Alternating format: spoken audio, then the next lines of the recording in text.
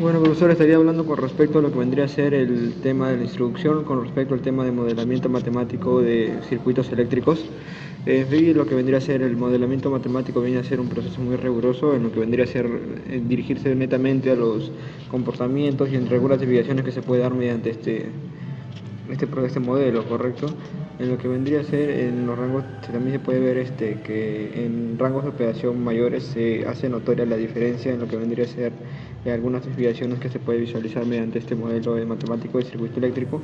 Generalmente ante esta problemática el desarrollo de las computadoras y software se afronta de una mejor manera. La velocidad del procesamiento digital y los algoritmos nos ayudan tremendamente en la reconstrucción de un modelo de proceso, permitiéndonos obtener las funciones de transferencia aproximadas del proceso. Lo que vendría a ser un modelamiento de circuito eléctrico se obtiene más que todo en un sistema implícito de ecuaciones diferenciales y algebraicas, las famosas EDAS, que convierten en un sistema implícito la diferencia de ecuaciones, las diferenciales de ecuaciones y algebraicas en el proceso de ordenamiento horizontal y en el proceso de ordenamiento también vertical de las ecuaciones. Prácticamente es para un proceso de eliminación de las variables de estas EDAs, de las ecuaciones diferenciales y algebraicas, para que puedan convertirse a un sistema de ecuaciones diferenciales ordinarias en los EDOs.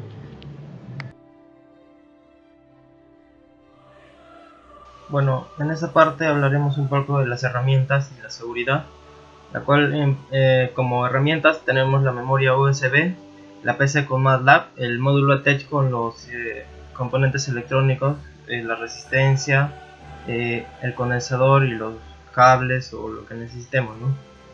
También tenemos el osciloscopio, que tenemos que tener los cables o dos canales, el multímetro también para poder tomar las medidas de voltaje de los componentes o de la entrada. Bueno, en la seguridad, bueno, siempre tenemos que usar una ropa de trabajo, cual es el mameluco, y también la bota de seguridad. Eso es muy importante para poder evitar golpes o cortes en el laboratorio. También debería usarse guantes de seguridad. Bueno, esas serían las herramientas de seguridad. Bien, en el siguiente laboratorio vamos a pasar a explicar el comportamiento de las gráficas para un condensador, y para ello hemos utilizado una resistencia de 1 kilo ohmio y el condensador va a ser de 2200 microfarads.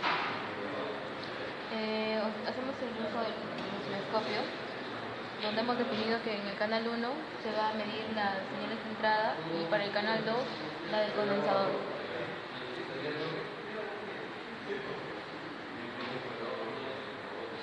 Para ver la gráfica, encendemos el LaTeX y ahí podremos observar la gráfica del condensador y de la resistencia. Bien, para nosotros guardar estos datos, vamos a Storage. Ya. Seleccionamos la opción CDC, aquí también CSV.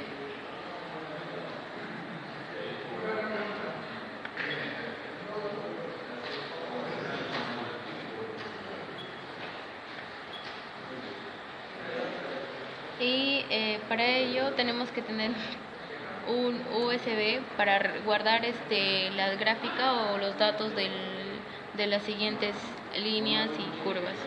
Como podemos observar, esto es una gráfica de tipo escalón. Eso sería todo.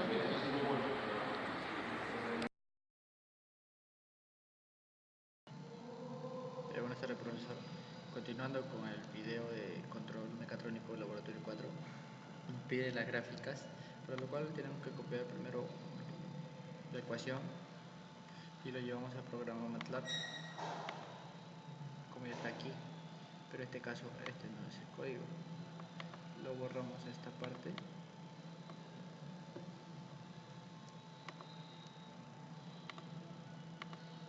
y copiamos el original, que es el primero con 2.2 microfaradios y 1 kiloohmio de resistencia, para lo cual nos va a salir nuestra primera gráfica, que sería el voltaje del condensador en respuesta al voltaje de escalón de entrada. ¿Qué nos quiere decir esto? Esta es nuestra gráfica ideal supuestamente que nos da el MATLAB, por lo cual tenemos que buscar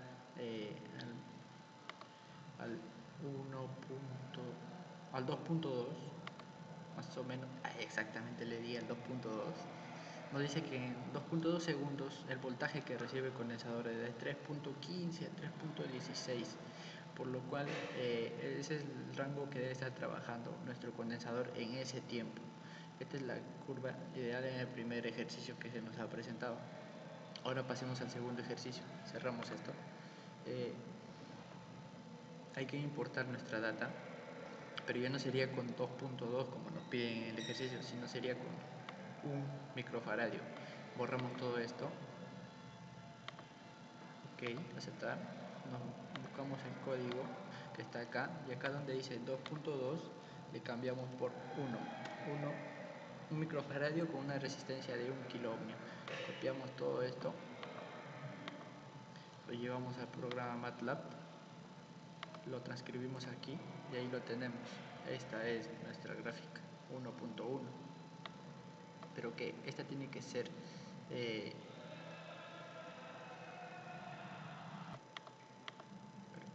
esta gráfica, la que le cambiamos el microfaradio 1, tiene que ser ideal o parecida a la que se encuentra en el osciloscopio, por lo cual importamos nuestra data, que ya lo tenemos importada acá, el time, canal 1 y canal 2. Por lo tanto, figure paréntesis 2, enter, no sale nada porque no tiene valores como graficar. Plot paréntesis time, coma, xch1, coma, time nuevamente, coma, xch, el canal 2 ahora, coma, cerramos paréntesis, enter, y ahora nos tiene que botar la gráfica. Esta es la gráfica que nos ha botado en este caso, para lo cual tenemos que buscar el valor exacto cuando se encuentre en un kiloohmio de resistencia, para ver cuánto es el voltaje al que trabaja el condensador en este caso, para lo cual vayamos a nuestra imagen que ya tenemos. Como podríamos ver, esta es la primera imagen que nos decía que con 2.2 segundos el voltaje que recibe o que trabaja el condensador era con 3,16, y ahora en el segundo caso, que ya no es 2,2 sino 1 microfaradio, nuestro voltaje que trabaja el condensador ya no es 3,16, sino se ha reducido a 2,96 o 2,95 por ahí, por lo cual nos dice que mientras que más microfaradios tengas, más va a ser el voltaje con el que trabaja el condensador. Bueno, en esta parte de observaciones, nosotros podemos observar que en algunos casos no se mantuvo el orden en los módulos de ATECH ni en el lugar de trabajo. O sea, hubo juegos o cosas así.